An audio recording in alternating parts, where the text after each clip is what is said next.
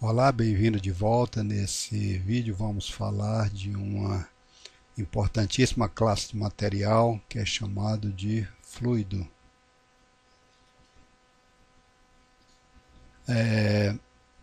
Quando comentamos sobre a matéria, a gente já sabe que ela pode apresentar-se, né, em várias fases. Por exemplo, se pegarmos um caso específico da água, que é um material super abundante no nosso planeta, nós sabemos que ela pode apresentar algumas referências chamam isso de estado, né? Estado sólido, estado líquido, estado gasoso. Do ponto de vista da termodinâmica, podemos falar que a água ou outros materiais podem se apresentar na fase sólida, na fase líquida ou na fase gasosa ou de vapor. O que é um gás ou o que é um vapor? Geralmente a gente diz que o gás ele se apresenta por exemplo, o ar atmosférico seria caracterizado como um gás porque os constituintes do ar atmosférico, principalmente o nitrogênio e o oxigênio, apresentam-se então nessa fase a temperatura ambiente, ou seja, basicamente isso. E o vapor, por exemplo, no caso da água, quando ela está fervendo e o vapor está saindo de uma panela, ele se apresenta nessa forma com a temperaturas mais elevadas. Então, como exemplo das fases da matéria, nós temos, por exemplo, a água. No sólido a gente chama ele de gelo. A água que bebemos, a gente diz que ela se encontra na fase líquida. Como disse para vocês, algumas referências chamam isso de estado líquido, né? E quando ela está fervendo e saindo de uma panela, pode ser uma panela normal, uma panela de pressão, a gente diz que ela apresenta-se na fase vapor, no estado vapor. O sólido, como a gente sabe, por exemplo, pegamos uma borracha, ou uma borracha utilizada para apagar o caderno, ou uma barra de madeira, um bloco de ferro, a gente sabe que o sólido, ou seja, o material, quando ele encontra-se nessa fase, ele tem forma própria. Então, estamos colocando aqui como exemplo de materiais que se encontram nessa fase, um bloco de ferro, um cubo de gelo, né? Quando a gente fala de fluido, talvez aqui já podemos apresentar uma primeira definição do que vem a ser esse material, ou esse material não, né? Essa fase da matéria. A gente pode dizer que a matéria encontra-se nessa fase, né? Nessa fase fluida, né? Ou seja, encontra-se nessa fase quando ele não apresenta uma forma própria. Ou seja, a forma da matéria, quando encontra-se na fase fluida, é a forma do recipiente que o contém.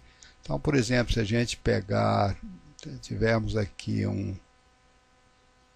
uma certa quantidade de água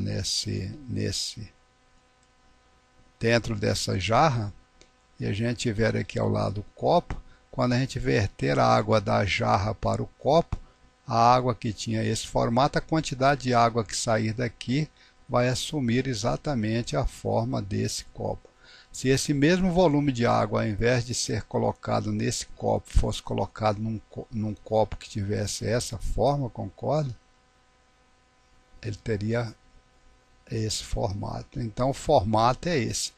Isso está valendo essa discussão está valendo para um líquido, mas está valendo também para um gás. Ou seja, se nós pegarmos aqui um balão, né? Um balão desses utilizado, balão plástico utilizado nas festas de aniversário, e a gente jogar ar aí para dentro, esse balão, né, sob pressão vai expandir, e o ar que vai ficar aqui dentro vai ter a forma do balão, a forma esférica, né, ou mais ou menos esférica, depende do tipo de balão.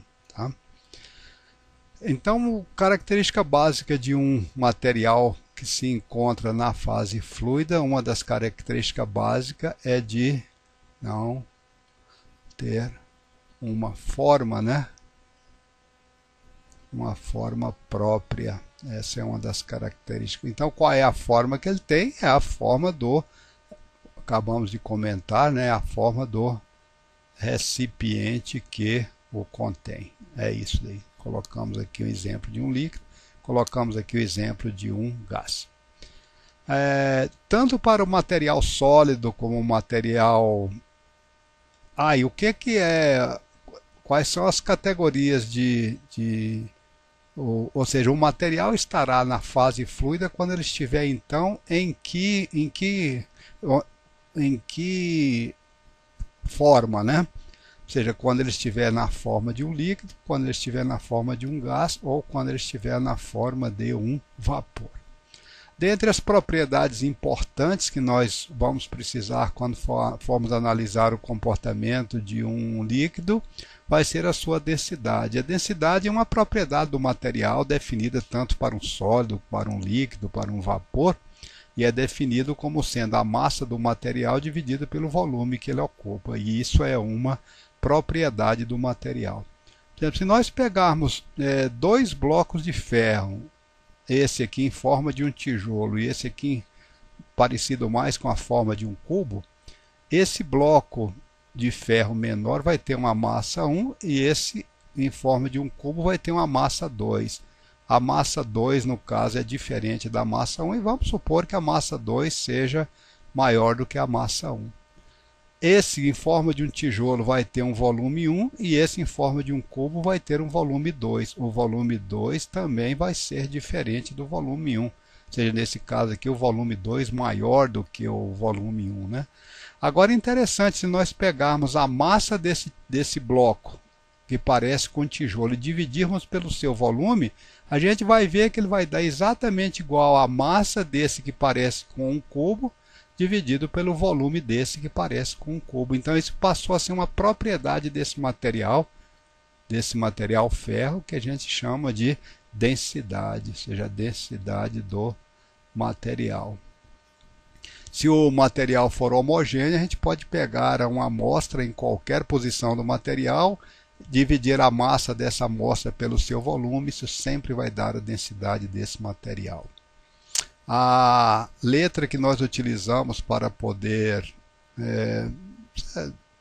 não é universal, né? Mas que é normalmente empregada aí nas referências, é a letra grega Rho, essa letra que aqui está. Então a densidade Rho é a massa dividida pelo volume. E no sistema internacional, a massa é expressa em quilo e o volume é expresso em metro, ou seja, o volume é expresso em metro cúbico. Então a densidade é um determinado número de quilogramas contido em cada metro cúbico de material. Só para poder exemplificar, se nós pegarmos 1 metro cúbico de água, pegarmos como exemplo a água, um cubo, né, de 1 metro por 1 metro por 1 metro vai ter 1 metro cúbico. Nós vamos ver que a massa contida nesse 1 metro cúbico vai ser de 1000 quilos. Então a gente diz que a densidade da água é de 1000 quilos em cada 1 metro cúbico. Se nós tivermos o volume, por exemplo, o volume de uma piscina que tenha 4 metros de largura por 10 metros de comprimento por 1 metro de profundidade. Então o volume vai ser de 40 metros cúbicos, concorda? Qual é a massa de água que tem aí dentro? A massa, se a gente utilizar o conceito de densidade que nós acabamos de apresentar aqui, está aqui, né? Densidade é igual a massa dividido por volume. Então a densidade, a massa é densidade vezes volume. A massa vai ser a densidade vezes o volume da piscina. Então a massa vai ser 1000 quilos em cada metro cúbico, multiplicado pelo volume da piscina, 40 metros cúbicos, vai dar então 40.000 quilos. 40.000 quilos ou 40 toneladas, como quiser, tá? Essa é a massa de água que tem nesse reservatório. Uma outra característica importante quando a gente vai trabalhar com os fluidos, uma outra característica, não deixa de ser uma característica, mas a gente prefere falar aqui de uma propriedade, é a propriedade chamada compressibilidade. A compressibilidade de um fluido trata da variação do volume ou da densidade desse fluido sobre a ação da pressão. A pressão é uma grandeza física que mostra como é que a força distribui sobre uma área, ou seja, a força dividido pela área. Se nós tivermos aqui, por exemplo, um cilindro, tá? Um cilindro vertical como esse apoiado no chão, poderia ser uma seringa também, tá? Cheia de água ou cheia de um gás, tá? Se nós aplicarmos aqui no êmbolo uma determinada força F e esse êmbolo tiver uma área 1, a gente sabe que aplicar uma força F1, tá? Se nós tivermos essa força F1 atuando sobre essa área 1, essa pressão que vai atuar aqui na superfície do líquido vai ser igual a F1 dividido por A1. Podemos aplicar uma pressão relativamente grande sobre esse líquido e esse êmbolo não vai movimentar. Ou seja, para que esse êmbolo desça um pouquinho e esse volume do líquido, esse volume inicial do líquido seja modificado, é necessário que apliquemos pressões muito elevadas. Então essa é uma das características dos líquidos. As pressões que nós precisamos de aplicar para variar o seu volume ou para variar a sua densidade são de ordem tão elevada que a gente geralmente trata os líquidos como sendo materiais incompressíveis, como tratamos também os sólidos. Agora imagine que no outro êmbolo nós colocássemos um gás, por exemplo, o ar da atmosfera ou vapor de água, tanto faz, tá? Como exemplo, tá?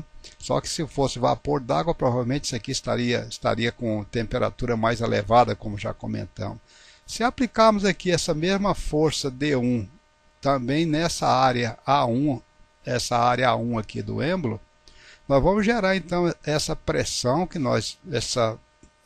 pressão P1 igual a F1, que é essa força, dividido pela área do êmbolo, a área 1.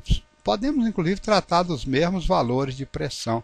Só que nesse caso, pelo fato de aqui termos um gás ou um vapor, ao aplicarmos pressões, podem ser pressões relativamente pequenas, não precisa de ser pressões muito grandes, esse êmbolo vai deslocar de uma quantidade bem perceptível, o que nos leva a dizer que os gases ou os vapores são bastante compressíveis, ou seja, sobre a ação de uma pressão, o volume ou a densidade varia bastante. E como é que a gente define essa propriedade chamada de coeficiente de compressibilidade? Coeficiente de compressibilidade